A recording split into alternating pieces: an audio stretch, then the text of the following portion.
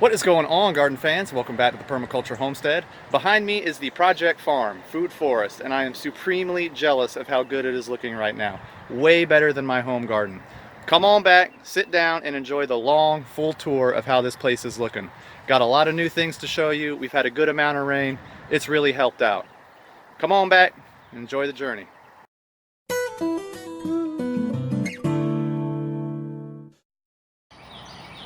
Okay, garden fans, so as always, I am going to start today's tour at the bottom of the hill, and I'm going to work my way up to the top. We've had a nice break in the weather. I'm going to take advantage of this time to show you a few things and hopefully show you some new things that you haven't seen yet here at the project site.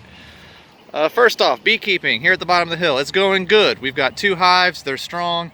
They're building nice and evenly.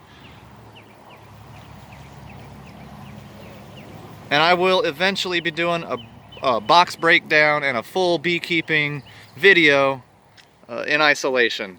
But as of now, we got 2 hives here. They're looking good, they're doing good. At the bottom of the hill, many of you know, we've got this nice hedge of autumn olive that still needs to get a summer pruning. I've been leaving it alone because we've had very, very hot temperatures. It's been kind of droughty, but over the past 5 days, we finally got some rain. So things are starting to perk back up. The pawpaws are alive again. And that is what we got down here at the bottom of the hill to start with. Comfrey, under pawpaw, with some gummy berry or autumn olive. And that's the pattern that we got here at the bottom of the hill.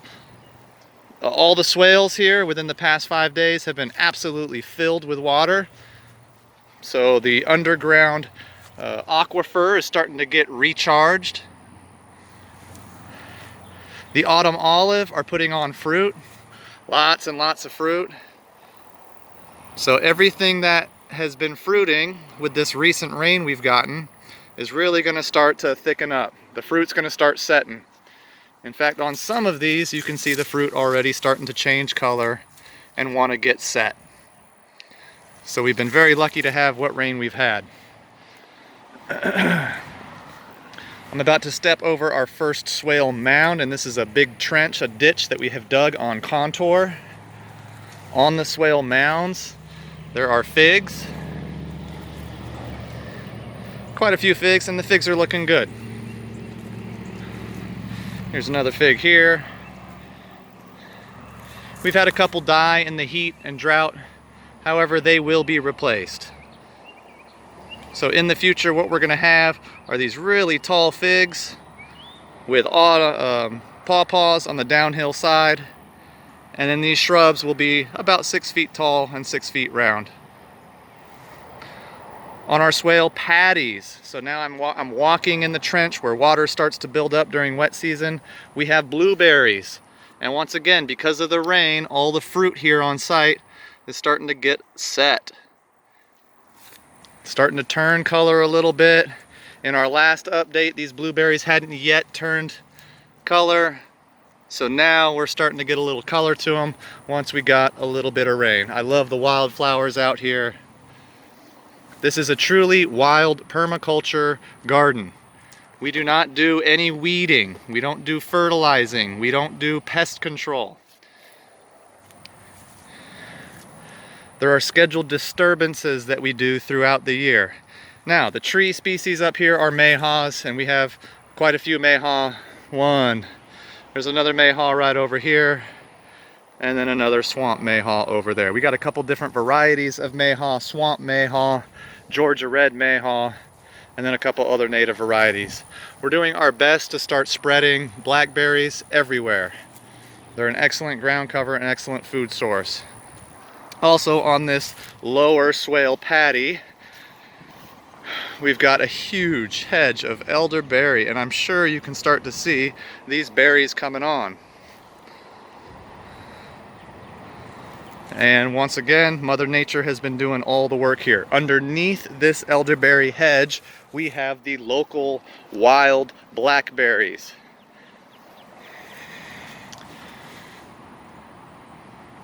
And they're looking good and setting up next year's canes. Okay, stepping on up. So now I am standing on a swale mound, the second swale mound. You can see some of our drip irrigation that I'm getting set up here. And this swale here just kind of meanders down the contour lines of this property. And we are on a hill. There's a good 20-foot to 30-foot drop from the top of the hill down to the bottom of the hill. The next swale patty up, same story, elderberry, blackberry. We've put this here because the swale mound has gotten a little, it's tighter. The contour lines got pretty tight together. But we have a mix of elderberry, wild blackberry, and then we have also got some of the thornless variety blackberries growing up here. These are all the Indian named ones, the Wachitas, the Navajos, the Arapahos. There are a couple of Triple Crown out here. And once again, now that we have rain, the fruit is starting to set. Now I'll tell you what, these blackberries, the cultivated variety, have not been near as large as the wild ones. I'm not upset about that, it's just an observation I'm making. Seems like the wild blackberries, which of course have been here for millennia, are much more well suited to the environment. They can take the heat, they can take the drought, and it doesn't make the berry taste sour. They grow just as big as ever. Here is another grafted mayhaw, swamp mayhaw. So eventually all the trees that are on these swale mounds and patties are going to get large. And this will look like a true food forest. This is a local native plum, Chickasaw plum right here. And another Chickasaw plum right next to it. They have their own understory of blackberry starting to come on. And the farm, Sammy, the owner of this site, has been selling blackberries. So the food forest here is starting to make a return. It's starting to give her a yield, not just in food, but in a monetary yield too. She's starting to make money, which is good. That's what you want out of something like this. This is what you set something like this up for, to make money. We have been cleaning up a lot of the weeds. Still got a ways to go here. This is a diversion. Once the swales fill, boom, if they overflow, they have a common spillway that goes all the way down the hill and feeds to a mandala garden here at the bottom of the hill. Before I go any further, let me show you the mandala garden, because the veggies down here are looking good. They're looking lush. They're growing on hugel mounds. She's got a mix of beans. There's radish. We've got summer squash. She's got zucchini squash. There are tomatoes growing out here. More squash, eggplant, peppers, tomato patch, and then a lot of green beans on some of the newer parts here. Now these hugel mounds are starting to, they're starting to wear down. Here, look at this. You can see some of the wood core that we've used to get these things set up. So as this develops, we'll continue to pile compost up over this wood core mandala garden. And how this works, once again, is that all the swales will fill, and the overfill hits this common spillway coming down the hill. And then the common spillway kind of meanders around this little footpath, and these mounds get watered as water continues off the property down to a natural drip line. Everything was well thought out before we did this. We put a lot of time, work, and effort into it because we wanted to set it up and then walk away. We wanted to plant once and harvest for a lifetime. Jujubes. I want to talk jujubes next. I think they're a great plant for Zone 8, especially South Carolina. They seem to miss a lot of the pest cycles. And the jujube that we have on site have gotten very large. They're starting to set fruit. This will be the second year here, full year for these jujubes. They're working on their third year. This is it. And they're setting fruit, all of them. We have a variety of jujubes. We have leaf jujube, lang jujube. We have cross-pollinating. We got enough for them to cross-pollinate, basically. And they've done a great job. We've had good job with the bees. They've pollinated these things, and it looks like we're gonna get a good harvest of jujubes here in the second year, full year. Now what I like about jujubes is that they miss the pest cycles. They're only just now starting to set some fruit. Most of the pests from the spring have already come and eaten up the peaches. They've come and eaten up some of the plums, but the jujubes hadn't set fruit yet. So they're kind of missing the pest cycle. That's what I really like about them. Top of the hill. This is the very top swale patty. And it looks a little sparse, but believe it or not, there's a bunch of stuff growing on still. Cherry tree growing, pomegranate. We have pineapple guava, which are amazingly getting thick and big. I'm super jealous of this site. It looks way better than my own home site. There's so much sun here, everything is happy. This right here is a seaberry. And we've got seaberry planted throughout this food forest. Another one, here's another one. And what I like is that they're alive. We planted about 40 or 50 seaberry out here in the spring. Most of them have made it. There have been a few casualties, but I can't chalk that up to the nursery as much as I can chalk it up to maybe our own fault. And we have got seaberry all over the place. This is going to be our next generation of nitrogen fixation.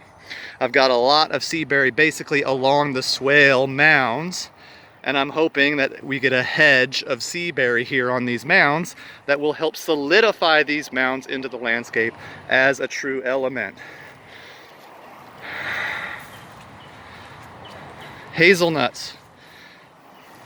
Have you ever seen a hazelnut? Here you go. I love how these things just flower out from the center and explode out. But we have we have 4 hazelnuts out here. And in their second year, going on third, they have cross-pollinated and, as you see, are starting to set nuts. So we have 2 hazelnuts here, and there's another 2 over there. In between them, there's a series of nitrogen fixing seaberry. Seaberry is going to be the future here. I have a good idea that they're going to grow well here in Zone 8. Really like the full sun and crappy soil that we got to offer it. Here is another jujube. We have about 5 or 6 jujube on site. Most of them are setting fruit or still flowering. So once again, late here in the season, flowering, but missing all the pest cycles. So I like that about jujube. Here, another pomegranate. We have about 4 or 5 pomegranate on site. Most of them have flowered. The larger ones are setting fruit. So as I've said, we've had this big rush of rain here the past 5 days. Everything has really perked up. Most of the trees setting fruit and the nuts that are setting fruit are starting to really freshen up and look good. Persimmon right here. Here is another persimmon next to 1, 2 other hazelnuts. Here is a giant autumn olive that needs to be pruned, summer pruned. It is setting tons of fruit. It is the companion plant for a Chinese chestnut. Now it may look like this is taking over, but believe it or not, that chestnut is just fine. This is a strong Chinese chestnut. It did not flower, catkin, or set any fruit for us this year. I don't expect it to for another couple years, but this is going to be a very large tree in the landscape. And eventually, this autumn olive next to it will be dwarfed. Standing before me is a mulberry. Now, the rest of this food forest is really thick, garden fans. There is so much growing on, but so worth it to see. Here's a plum, Ozark plum. Most of the plums have dropped off of it. This is only its second year here in the landscape, so it hadn't set fruit really well, hadn't gotten quite established. Here is nut tree. Don't know which one exactly. I do believe that's an almond. And then there is another all-in-one almond on the other side over here.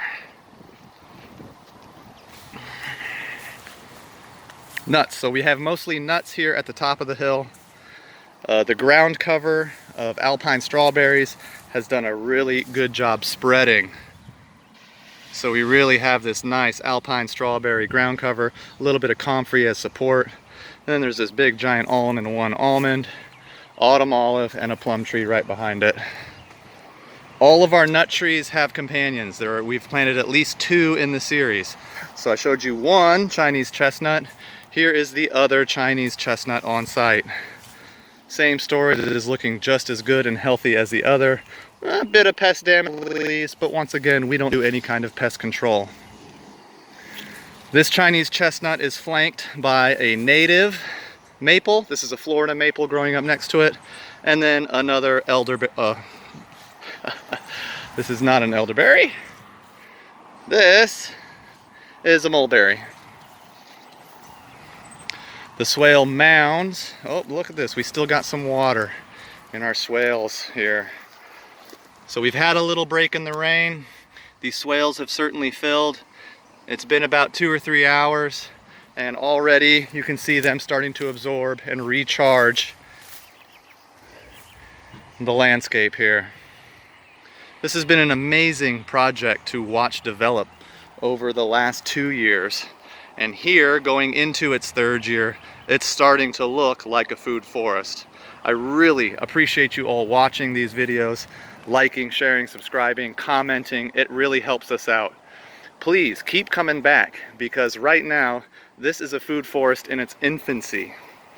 In the next couple years, this place is going to be big and producing a lot of food and fruit, not just for the people who live and work here, but for the community as well. I appreciate you all watching. Please like, share, and subscribe as always. If you have any questions about what's growing on here or anything that we're doing, please just ask.